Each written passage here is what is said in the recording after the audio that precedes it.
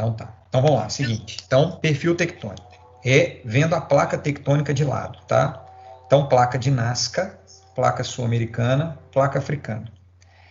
Aqui nesse desenho, eu represento a distribuição, a posição desse perfil, tá? Então, nós temos a placa, o continente sul-americano. A placa de Nazca é essa placa que está aqui, tracejado de cinza, tá? Ela fica no fundo do Oceano Pacífico. A placa sul-americana é essa placa que está aqui, compreendendo a América do Sul e parte do Oceano Atlântico. E a placa africana, olhando de cima, tá, gente? É essa placa que está aqui, compreendendo parte do Oceano Atlântico e o continente africano. Olhando de lado, placa de Nazca, integralmente placa oceânica, placa sul-americana. E nessa placa sul-americana, olhando de lado, aqui a gente tem o Brasil, beleza? Ele está no meio da placa, chamado então de domínio intraplaca, ou seja, ele está no meio da placa tectônica, beleza? E aqui a gente tem a África, separando o Brasil e a África, o Oceano Atlântico, beleza? Olhando ainda no perfil, a gente identifica as correntes de convecção, que são os movimentos no magma, que determinam, que condicionam o movimento da placa tectônica. Então, por exemplo, se essa corrente de convecção gira nesse sentido, e isso daqui é o real, tá, gente? Gira assim de verdade, a placa de Nazca ela será empurrada para a direita. Sul-americana gira nesse sentido, então a sul-americana vai ser empurrada para a esquerda. A africana gira ao contrário, então a africana vai ser empurrada para a direita.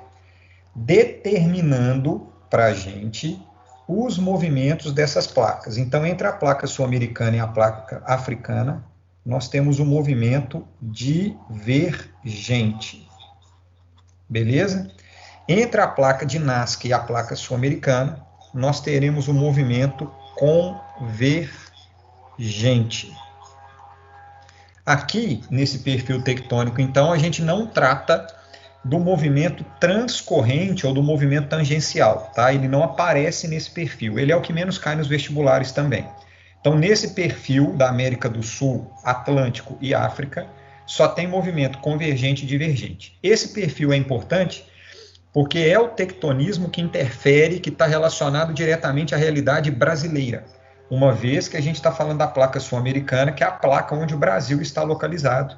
Nós estamos afastados da borda ou das bordas da placa, estamos intraplaca, dentro, no meio da placa tectônica, mas nós sofremos consequências dos movimentos tectônicos, beleza? Bom, o primeiro movimento tectônico que a gente vai trabalhar aqui é o movimento chamado de divergente. Então, a gente vai trabalhar agora o movimento divergente, que é o movimento de separação de placa. Quando acontece um movimento divergente, tem a separação das placas tectônicas, esse espaço que existe aqui entre elas. Claro que esse espaço ele é insignificante. Aqui nesse desenho, inclusive, ele é grande, tá? Grande em relação ao tamanho real, tá? Porque a gente está falando de um espaço que, quando chega a muito, ele vai abrir 2 a 3 centímetros por ano. E quando ele abre, a consequência direta é a saída do magma, conhecido como extravasamento magmático. Um erro que o pessoal comete muito nos vestibulares é achar que quando tem um movimento divergente, como a placa vai separar, vai formar um buraco no fundo do oceano. A pressão interna da Terra é tão grande, gente, que qualquer abertura, mesmo que milimétrica, o magma ele vai extravasar. Então, nunca vai formar buraco aqui, tá? O magma extravasa. Então, a primeira consequência, primeira característica do movimento divergente é o chamado extravasamento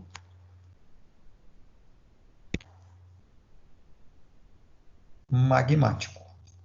É o magma extravasar, beleza? Então, o que está rolando aqui? A placa tectônica separa e o magma extravasa. Nesse caso, ele extravasa, libera tudo para o mar. Gostaram aí da musiquinha? Então, o magma extravasa, libera e joga tudo para o mar. Automaticamente, o magma vai entrar em contato direto com a água do oceano. Água gelada. A gente está falando aqui de um oceano que tem 4.000 metros de profundidade. Então, a água é perto de zero essa temperatura. Quando o magma extravasa e entra em contato com a água do mar gelada, automaticamente nós temos a solidificação. O magma endurece. Quando ele endurece, quando ele solidifica, significa que ele transforma em rocha. Se é uma rocha de origem magma, é chamado de rocha magmática. Se é de origem de extravasamento, chamada de extrusiva. Ontem, inclusive, eu já gravei as aulas para você sobre tipos de rocha, tá? Sem ser semana que vem, na outra. Então vai ser solidificação do magma, rocha magmática extrusiva. Ô Bruno, então peraí. Significa que o fundo do oceano ele é inteiro formado por rocha magmática? Exatamente. O fundo do oceano ele é cheio, ele é carregado de rocha magmática extrusiva, fruto do extravasamento magmático. Automaticamente, em função do extravasamento e da solidificação do magma, nós temos a expansão, presta atenção nisso agora, tá? Do assoalho oceânico. Ô Bruno, o que você quer dizer com expansão do assoalho oceânico? Oceânico tem acento, oceano é que não tem. O que eu quero dizer com essa expansão do assoalho oceânico? Presta muita atenção, tá, gente? A expansão ela acontece em vários sentidos, tá? Com vários conceitos. O primeiro deles é o seguinte: quando o magma extravasa, ele sai, derrama sobre a placa tectônica. Então ele extravasa, libera, joga tudo para o mar, derrama sobre a placa tectônica. Beleza. Então ele vai derramar e vai solidificar. Significa que cada ano que passa, ao longo dos milhões de anos da idade da Terra, nós temos o aumento da placa tectônica. Ela vai ficando cada vez mais espessa. Esse aumento da espessura da placa tectônica, que a gente chama de expansão do assoalho oceânico ou agregação de material, forma um relevo, porque a placa tectônica vai ficando mais espessa pela formação de rocha magmática e forma um relevo no fundo do mar. Esse relevo é uma grande elevação que fica exatamente no meio do Oceano Atlântico e recebe o nome de dorsal meso, porque é no meio, atlântica, porque está no meio do Oceano Atlântico. O Oceano Pacífico tem sua dorsal, o Oceano Índico tem sua dorsal. Por que ela chama dorsal? Eu vou aqui em cima para explicar para vocês. Porque a placa tectônica, deixa eu achar a canetinha certa aqui agora, meu povo, eu esqueci de pegar a canetinha 5, achei. Porque a placa sul-americana e a placa africana, o limite delas ele se estende formando a placa euroasiática e a placa norte-americana. Ao longo de todo o Oceano Atlântico, do Polo Norte ao Polo Sul, essa elevação aqui, ela é visível. Então, a gente tem essa elevação ao longo de toda a separação dessas placas tectônicas no fundo do Oceano Atlântico, entre a placa norte-americana e eurasiática e entre a placa sul-americana e africana, que vai do Polo Norte até o Polo Sul. Olhando esse desenho de cima, ela faz uma curvatura parecendo uma espinha dorsal. Beleza? Olhando a nossa coluna de lado, o desenho que essa placa tectônica, que esse limite faz entre essas placas, é o desenho parecido com a nossa coluna. Essa coluna, chamada então de dorsal. Meso, porque está no meio, atlântica, porque é no meio do Oceano Atlântico. Então, essa expansão, essa solidificação, essa agregação de material, ela forma relevo, chamado de dorsal mesoatlântica, ou dorsal meso-oceânica. Vocês viajarem agora, tá?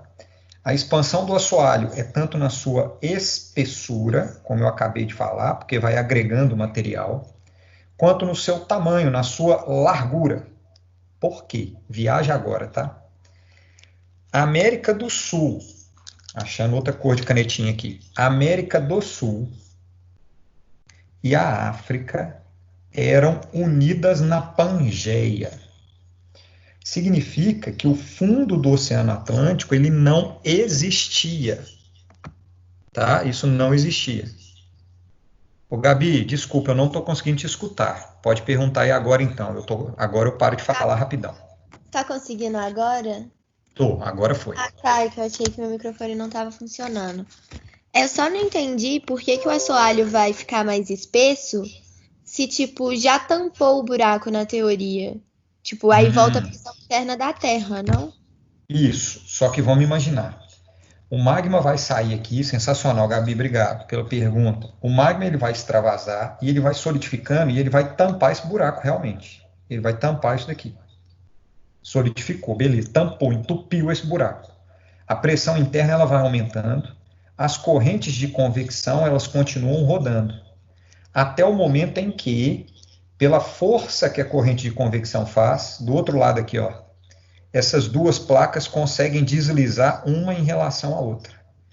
Esse movimento de mergulho, que é a subducção, acontece, e essa placa, que é a sul-americana, ela consegue movimentar 2 centímetros para o lado esquerdo, fazendo um movimento convergente. Quando essa placa consegue movimentar para o lado esquerdo, tum, e a placa africana consegue movimentar para o lado direito, aqui abre outra vez. Ao abrir mais uma vez, o magma vai sair, derramar de novo, solidificar, entupir esse buraquinho, formar novas rochas e mais material, aumentando a dorsal um pouco, e aí isso daqui para de sair. A corrente de convecção continua rodando, até a placa conseguir movimentar de novo, tum, e o magma sair outra vez. Entendeu? Então não é que ele fica saindo o tempo todo. Ele sai, solidifica, tampa, para. Aí a placa movimenta, abre esse espaço de novo, ele sai outra vez, solidifica e para de novo. Só que isso ao longo de milhões de anos. Entendeu? Entendi, mas as placas sempre vão abrir o buraco no mesmo lugar? Sempre vão abrir o buraco no mesmo lugar por um motivo. Como essas rochas que estão aqui, elas são rochas muito jovens, ou seja, elas se solidificaram ontem, tá? Acabou de formar isso daqui, elas são rochas muito menos resistentes do que rochas mais antigas. Então, essa solda que forma aqui, ela sempre é muito fraca. Então, sempre abre no mesmo lugar. Entendi, obrigada. De nada. Tanto é Ô, que, Bruno, Gabi, todo mundo pode falar. entendeu, gente? Ou ficou alguma dúvida? Eu fiquei com uma dúvida, mas pode explicar o restinho, depois eu pergunto. Então tá. Tanto é, Gabi, viaja nisso daqui, ó, que abre no mesmo lugar. O Brasil e a África, eles eram juntos. Viaja comigo, eu vou fazer que vocês não precisam fazer. Isso daqui, ó, esse intervalo todo que eu estou rabiscando aqui de verde clarinho, não existia quando tinha a Pangeia. Isso daqui não existia, porque Brasil e África eram colados. Quando eles se separaram, o magma começou a sair e começou tanto a agregar esse material, formando uma placa tectônica mais espessa, quanto ao longo dos últimos 180 milhões de anos, formou todo o fundo do Oceano Atlântico que não existia enquanto existia a Pangeia.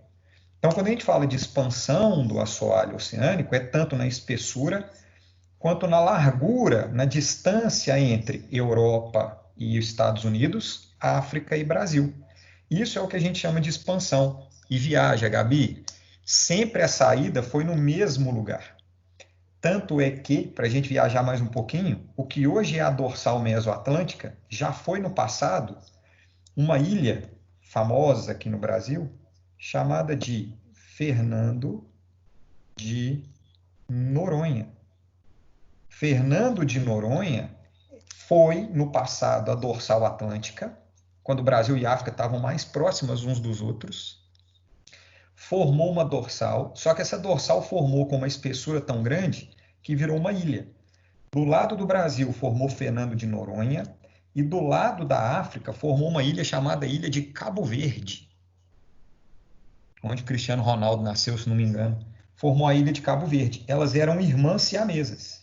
Na medida em que foi separando a placa tectônica, essas duas ilhas, uma no lado brasileiro e outra no lado africano, elas se separaram e a placa tectônica continuou se formando. Então, existem várias ilhas no meio do Oceano Atlântico que são ilhas formadas por extravasamento magmático. Tem um país hoje que é a dorsal mesoatlântica extravasada. É tanto extravasamento que formou uma ilha vulcânica. Um país hoje que é um pedaço da dorsal é chamado de Islândia.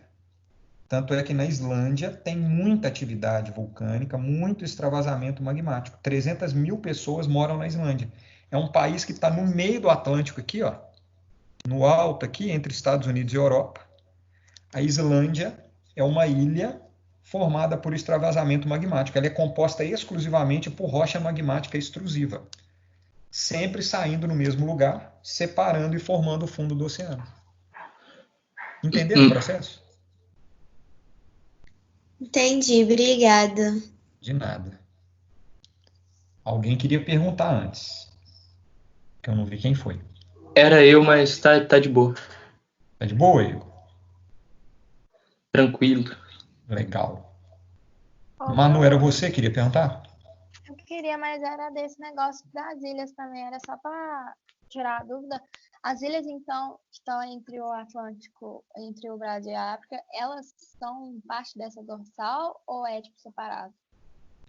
Elas podem ser parte da dorsal que extravasou, que passou o limite do oceano, hoje, como é o caso da Islândia, né, que é parte da dorsal, ou pode ter sido, no passado geológico, parte dessa dorsal, que é o caso de Fernando de Noronha, por exemplo. Fernando de Noronha já foi a dorsal. Hoje ela não é mais porque ela não está em processo de formação no meio do oceano, em função do movimento, da separação das placas. Entendi. Mas e aquele negócio que você falou que a dorsal era visível em alguns pontos? É por conta disso, de no passado ter meio que unido tudo. Fala mais alto um pouquinho, Manu, fazendo favor. Ah, tá.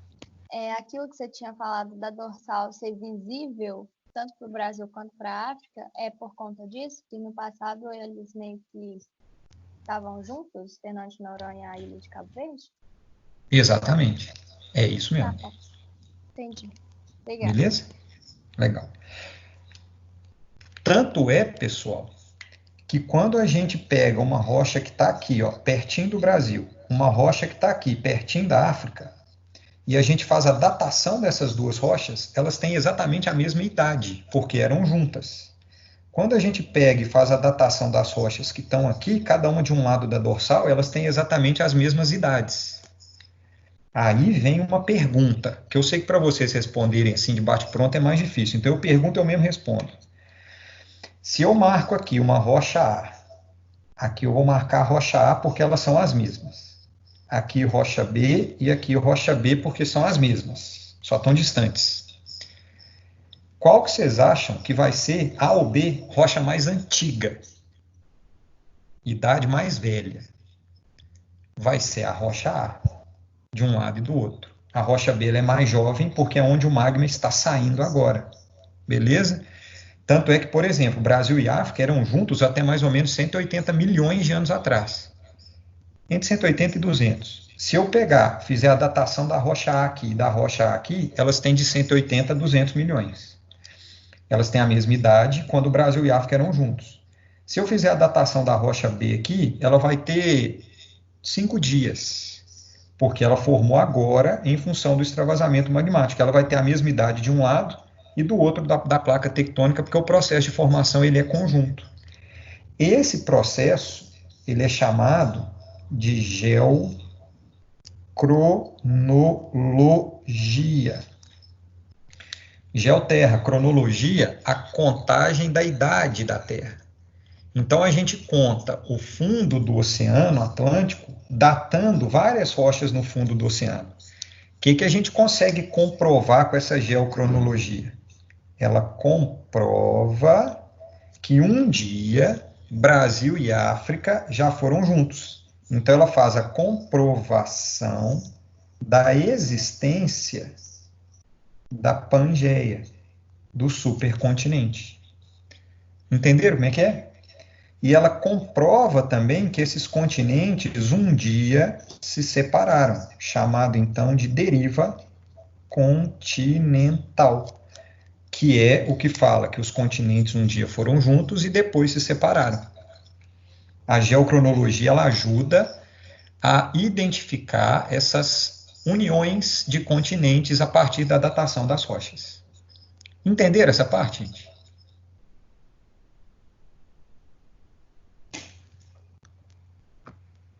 Eu entendi. Bruno, Manu, não entendeu, não?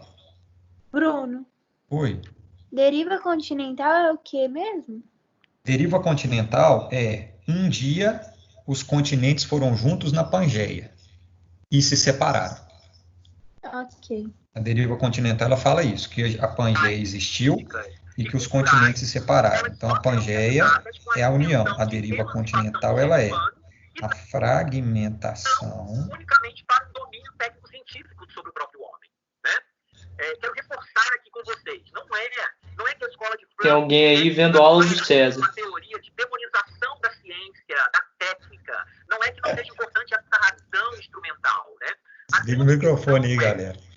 Apesar de todo o avanço trazido Mariana, por essa não sei razão que Mariana instrumental, é, mas... isso não significou A aula do César é boa, gente, mas agora é geografia.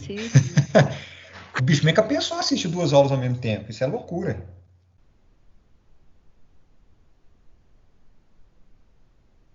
Então, deriva continental, fragmentação dos continentes. Bicho, o ser humano tá ficando doido demais. Ô, Manu Campos, você não entendeu o que é a geocronologia, né? Respondendo agora, então. A geocronologia é a gente fazer a datação das rochas na Terra e, por meio dessa datação, a gente conseguir explicar alguns processos que existiram no planeta Terra.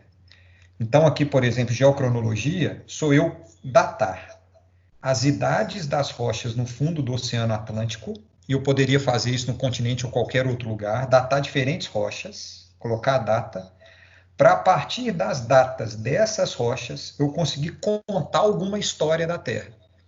Nesse caso, a datação das rochas do fundo do oceano contam para a gente a história de a Pangeia existiu pela data das rochas e essa Pangeia quebrou na chamada deriva continental. Manu Campos, entendeu agora? Tipo assim, eu só não tô entendendo como que a datação vai comprovar que seria Pangeia, tipo, porque quando eles pegarem as datas iguais, eles vão ver que foi formado no mesmo tempo? É mais ou menos isso? Isso, porque além de pegar as datas iguais, eles olham que as rochas são iguais. Então imagina o seguinte, que no ponto A aqui, ó, eu tenho um determinado tipo de rocha que tem 180 milhões de anos. Então eu identifico que no ponto A, no Brasil, e no ponto A, na África, a rocha é igual e ela tem 180 milhões de anos. E eu identifico no ponto B aqui que as rochas são iguais e que elas têm 10 dias. Formaram semana passada.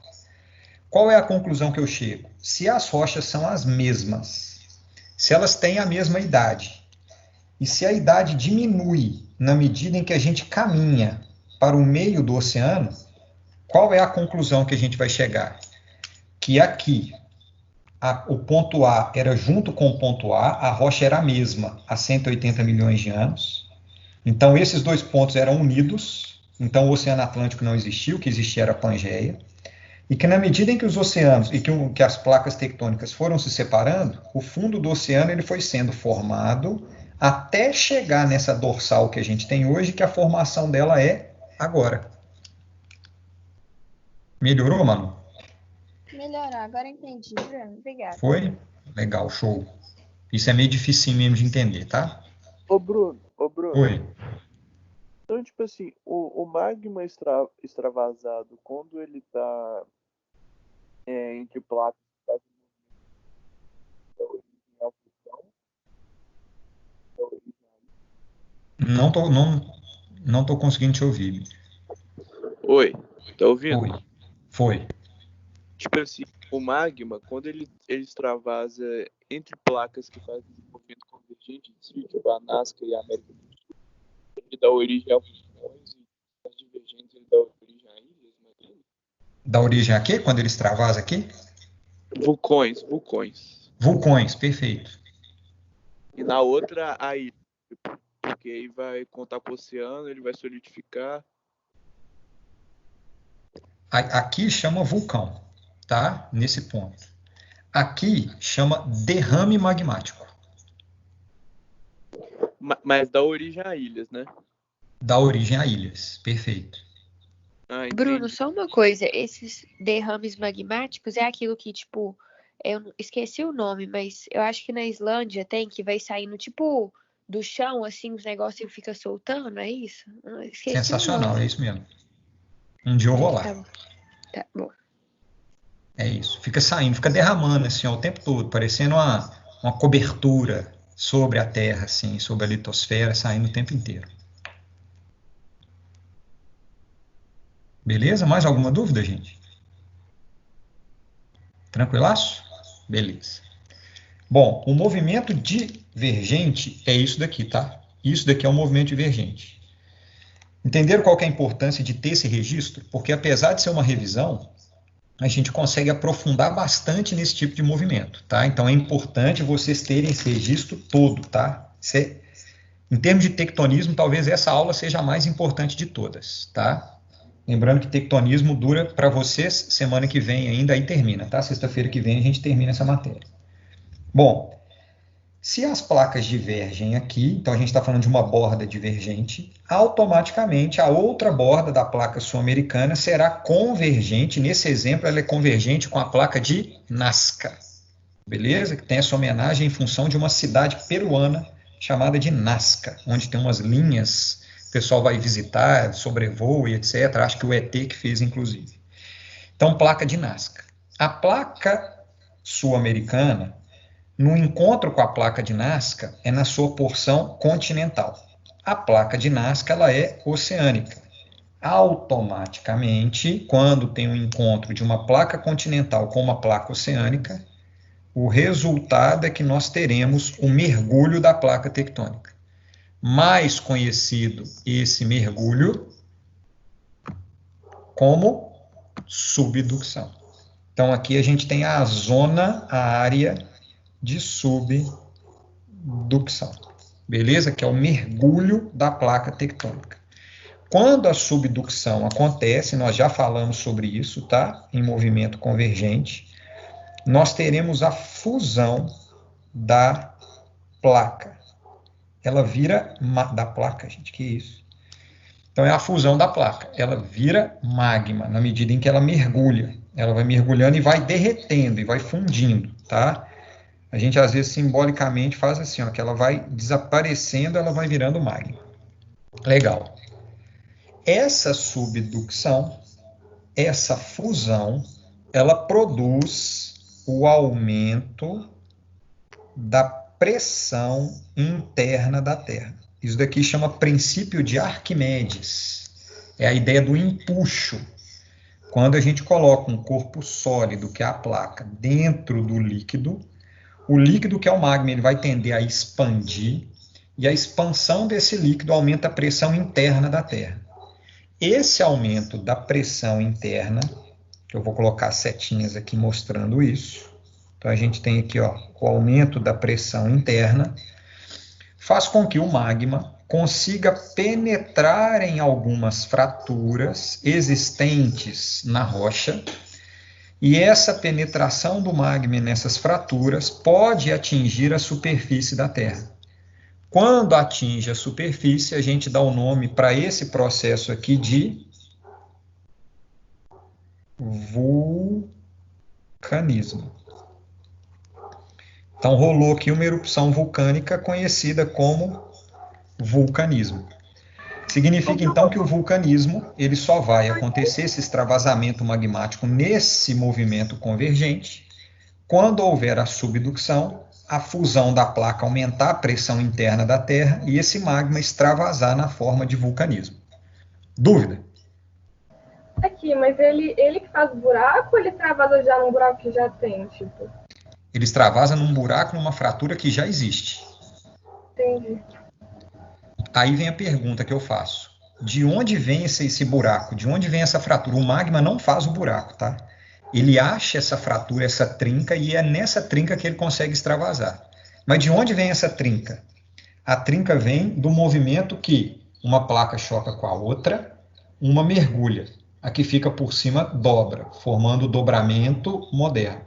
Quando a placa dobra, além dela dobrar, formam fraturas, trincas nessa placa tectônica, em função dessa dobra, desse movimento de amassar a placa. Essas trincas formadas, o magma consegue encontrar essas trincas para poder extravasar. Então, o vulcanismo ele é fruto de 2 processos. O primeiro, subducção, aumento da pressão interna da Terra.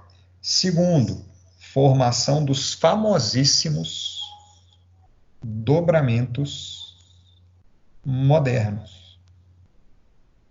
Então, a formação dos dobramentos modernos, que vai além de dobrar, ele vai trincar a placa, as rochas que compõem a placa, formação do dobramento, mais o aumento da pressão interna da placa, faz com que o magma encontre essas fraturas e consiga extravasar. Lembrando o tempo geológico, galera, ele é chamado de dobramento moderno, porque a sua formação acontece agora, no Cenozoico, ou na era Cenozoica, ele está acontecendo agora. Fala. O dobramento moderno, ele que causa a trinca? O processo de formação do dobramento moderno é que causa a trinca. A formação dele. O dobramento ele é pronto, tá? Ele é um relevo. Ele é a Cordilheira dos Andes aqui, por exemplo. O dobramento moderno é um relevo. A formação do dobramento moderno é que produz as trincas, que são chamadas de falhas geológicas, por onde o magma vai conseguir extravasar. Mas, ô Bruno, aqui uma pergunta. Tipo assim, então, não é em todo dobramento moderno que você tem vulcanismo? Não. Porque, por exemplo, o vulcão que tem na Itália lá. É um dobramento moderno. É um dobramento moderno? Os Alpes europeus, Itália, Suíça, Áustria, ex-Iugoslávia, aquela região toda ali, que é um dobramento moderno. É o dobramento moderno mais antigo que tem. Ele tem 60 milhões de anos. Mas como ele está dentro do Cenozoico e ali é um movimento de choque de placa, tem vulcão ativo na Itália. Um monte. E aqueles na Indonésia e tudo? Ali também Indonésia tem esse movimento? A Indonésia é o choque de 2 placas oceânicas. Indonésia, Japão. Entendi. Ô, Bruno. Onde vai ter então vulcanismo tipo assim, ativo, ela continua também. O contato da Nazca com a africana também é convergente. A africana com a Nazca? Essas daqui não se encontram, não. Mas então qual que é a por trás que chega na Indonésia? A da Indonésia é chamada de Indo-Australiana. É a placa que está na Austrália, na Nova Zelândia. Então tem mais uma. No planeta Terra, só para você ter uma ideia, são 53 placas tectônicas.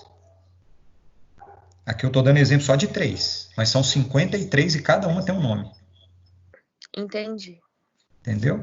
Tá bom, mas Ô, então, Bruno. tipo assim, sempre para poder ter vulcanismo, essas coisas, é movimento convergente, independente que seja contato com 2 placas oceânicas ou então uma continental e oceânica. Sim, só presta atenção aqui agora. O vulcanismo ele acontece no movimento convergente, sendo oceânica ou continental, não interessa. Porque vai ter subducção. Tem que ter subducção para ter o vulcanismo, porque tem que aumentar a pressão interna. Só que desse lado aqui, o extravasamento magmático também é vulcanismo. Porque a expressão vulcanismo, ela é extravasamento magmático. A tradução que a gente usa para vulcanismo é extravasamento magmático. Então, isso daqui também é vulcanismo. O vulcanismo ele pode acontecer em um vulcão, que é uma forma de relevo, um vulcão, um conezinho vulcânico lá, ou ele pode acontecer sem a presença do vulcão. Toda vez que o magma sai, que ele extravasa, a gente dá o nome de vulcanismo. Entendi. Tá. Beleza? Obrigada, Bruno. Alguém queria perguntar? Ô, Bruno, essas trincas que tem na placa, é tipo aquilo que acontece lá em Norte de Minas, tipo em Montes Claros, no Ceará, essas coisas assim? Sensacional, é isso mesmo. Montes Claros está numa falha geológica, numa trinca. Ceará, Piauí, Rio Grande do Norte, São Paulo, são estados que também têm essas trincas. Para nossa sorte, essas trincas no Brasil, o magma não passa por ela porque elas não chegam até a astenosfera. Elas são trincas bem superficiais, são trincas assim, ó, elas ficam só bem na superfície da placa aqui, assim, tá? São as nossas. Se essas trincas comunicassem com a astenosfera, teria vulcanismo aqui no Brasil hoje, tá? Foi, Augusto? Entendido. Beleza.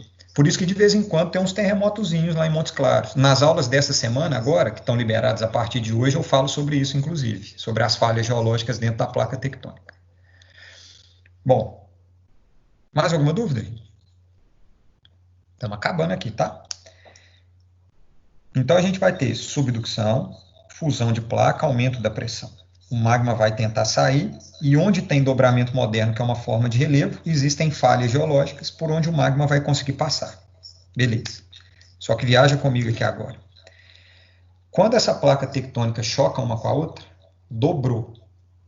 Um encontro entre elas aqui, onde está minha unha aqui, a ponta do meu dedo, forma um grande vale, que a gente já falou dele. Quando ele está coberto de água, esse vale vai ser o lugar mais fundo do oceano, chamado de fossa. Nesse caso, fossa oceânica. Ou fossa abissal, é um outro nome possível, tá? Uma fossa oceânica. Então, o movimento convergente forma os opostos, os dobramentos que são muito altos e as fossas que são muito profundas, como é o caso da Fossa das Marianas, lá perto do Japão, com 12 quilômetros de profundidade, é o lugar mais fundo do oceano. Só que aí vem um detalhe, para terminar essa explicação. Quando a placa tectônica choca, como eu falei na aula de terça-feira, por exemplo, e nas aulas da semana passada, a gente tem a impressão que a placa vai chocar e vai deslizar assim, ó, e vai embora. Na verdade, a placa choca, esse atrito faz com que a placa permaneça a maior parte do tempo parada. Ela só vai movimentar quando a força das correntes de convecção conseguir superar o atrito. Aí ela movimenta. 2 centímetros, 3 centímetros, 6 centímetros, 6. É tipo Fórmula 1 da placa tectônica. Então ela movimentou lá 2 centímetros. Aí ela vai parar de novo porque vai ter atrito. Aí ela pode ficar mais centenas de anos parada, acumulando energia das convecções, para movimentar outra vez. Quando essa placa movimenta, quando ela consegue vencer o atrito, o resultado disso é liberação de energia. Quando a placa movimenta, 1, 2, 3, 4 centímetros, libera essa energia.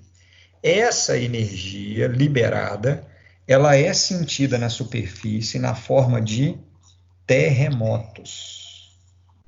Todo movimento tectônico chama terremoto ou abalo sísmico ou tremor de terra. Quanto mais próximo a gente tiver do ponto onde as placas tectônicas se encontram, chamado de hipocentro, quanto mais próximo da superfície a gente tiver do hipocentro, mais forte esse terremoto será percebido.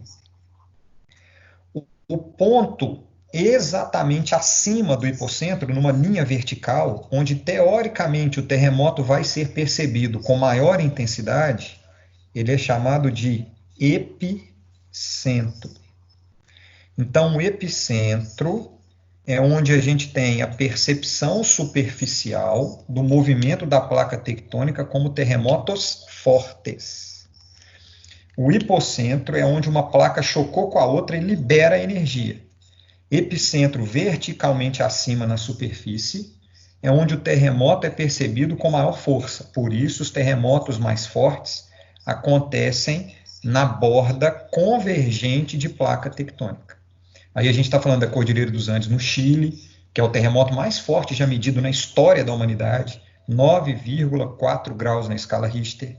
Tem terremoto lá na China e na Índia, borda convergente de placa. Como a Manu lembrou, na Itália tem terremotos muito destrutivos, borda de placa tectônica convergente, hipocentro, epicentro. Só que a onda do terremoto, a energia, ela se propaga por toda a placa tectônica. O Brasil, que está no meio dessa placa tectônica, no domínio intraplaca, nós também percebemos esse movimento. Só que para a gente aqui, perde energia. Então a gente está falando de terremotos fracos. O Brasil, para ter uma ideia, chega a ter 90 terremotos por dia, fruto desses movimentos no hipocentro convergente de placa. Só que são terremotos muito fracos, variando de 1 a 7 graus na escala Richter. Nunca aconteceu terremoto de 7 graus na escala Richter. No Brasil, o máximo que a gente chega é terremoto 4, que não destrói nada nem ninguém, tá? Então não cai casa e etc. Então, terremotos fracos, no caso do Brasil, de 1 a 4 graus. Só que essas áreas, para terminar, onde acontecem os terremotos fortes, se a gente tiver o oceano próximo e a propagação desse terremoto acontecer em direção ao oceano, o terremoto forte, ele pode virar no oceano o famoso maremoto. E o maremoto no oceano, ele pode ser convertido em ondas gigantes. Tsunami. Beleza? Então, as tsunamis são sempre fruto de terremotos fortes na borda de placa tectônica. No interior da placa, os terremotos também acontecem, porém são de baixíssima intensidade. Dúvida, minha gente? Ô, Bruno. Oi. Eu ouvi uma reportagem, na verdade, uma vez, sobre uma atividade tectônica lá em Montes Claros. Sim. Eu ouvi falar que tem uma falha, um negócio assim. Você sabe sobre isso? Sei sobre isso. As aulas dessa semana agora, que eu liberei hoje, sexta-feira, inclusive, fala sobre isso. Montes Claros, foi uma cidade construída exatamente sobre uma trinca que existe na placa tectônica sul-americana, que é o Brasil. Se existe uma trinca nessa placa, uma falha geológica, quando o terremoto ele se propaga pela placa, ele vai perdendo energia. Só que quando ele chega nessa trinca, em função da vibração que a placa tectônica tem, imagina que a placa tectônica ela vai vibrar. Chega um determinado momento que tem uma trinca aqui no meio da placa. Ela vem vibrando, o terremoto é fraco. Quando chega na trinca, a trinca faz esse movimento aqui. Sacou? Ela movimenta um pouquinho mais que o resto da placa porque ela está solta. Ela é uma trinca. Resultado, quem está aqui em cima, a percepção desse terremoto, desse movimento da onda, é muito mais intenso do que o restante da placa tectônica. Então, Montes Claros, a galera construiu a cidade em cima de uma falha geológica. E aí a percepção do terremoto lá ele é mais intensa do que a percepção de terremoto onde não tem essa falha geológica. Entendeu? Entendi. Valeu, Bruno. Beleza. Meu povo, nós passamos 5 minutos do nosso tempo, porque a gente acabou perdendo um pouquinho lá conferindo a lista de exercício. Ficou alguma dúvida, gente? É uma aula bem completa, bastante densa, muitos conceitos, funciona como revisão. Ficou alguma dúvida? Bruno. Oi. Não, é só mais uma sugestão, que eu acho que foi a Isa, no final, que falou de copiar. O Sander, como ele também faz a live na correria e vai, tipo, escrevendo, depois ele meio que disponibiliza o PDF da aula. E às vezes eu não sei se é muito trabalho você tirar uma foto ou escanear, tipo... Já não, para mim é tranquilo. E eu já disponibilizei para vocês, né, Gabi? O PDF do registro incompleto. Sim. Eu não sei, entendi o que você pediu. Eu coloco dos dois, aí fica mais fácil. Porque, por exemplo, se eu perdi alguma coisa, em vez de eu ver a aula de 50 minutos, eu abro já os rabiscos dele, sabe? Entendi.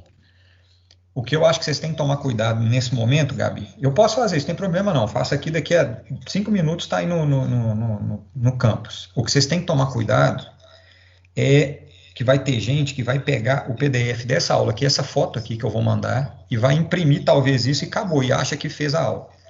Uma das coisas mais importantes que tem nessa aula é a galera copiar, porque copiar você consegue gravar de novo.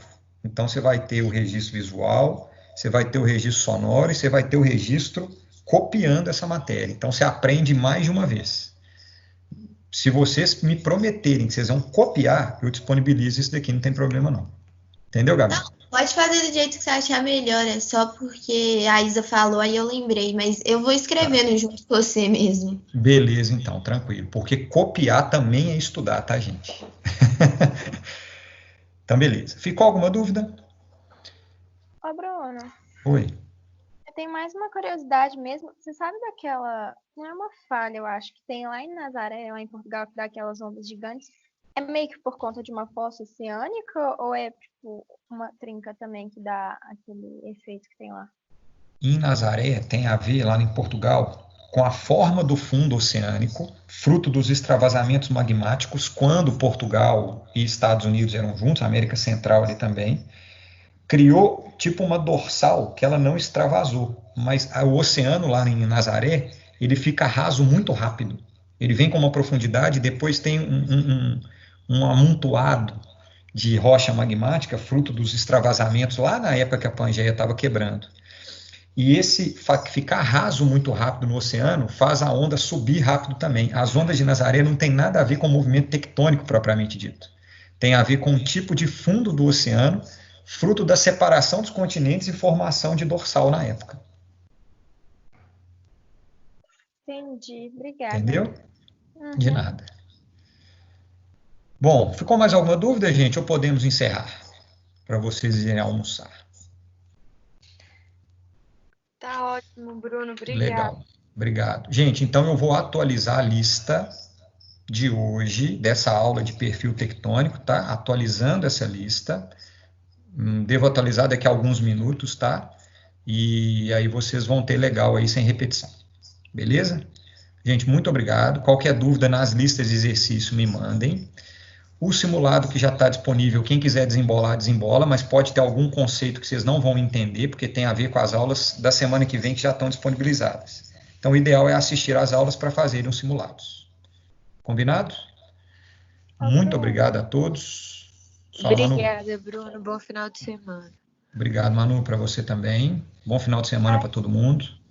Aproveita aí para quem puder descansar. O Enem agora já tem data confirmada, então preparem para estudar até a metade de janeiro, tá? Valeu, gente. Obrigado. Valeu, Bernardo.